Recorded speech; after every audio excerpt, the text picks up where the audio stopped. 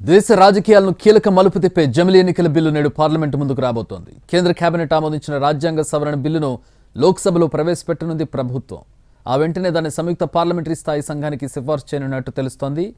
One nation one election పేరుతో తీసుకురానున్న 129వ రాజ్యాంగ సవరణ బిల్లును కేంద్ర న్యాయశాఖ మంత్రి అర్జున్ రామ్ మేఘ్వాల్ సభలో ప్రవేశపెడతారు. దీంతో పాటు కేంద్ర పాలిత ప్రాంతాల చట్ట సవరణ బిల్లు కూడా సభ ముందుకు వస్తుంది. కీలక బిల్లులు సభ ముందుకు వస్తుండటంతో బీజేపీ తమ సభ్యులు సభకు గైర్హాజరవద్దని సూచించింది. 3 లైన్ల విప్ జారీ చేసింది. టీడీపీ, శివసేన కూడా తమ ఎంపీలకు విప్లు జారీ చేశాయి.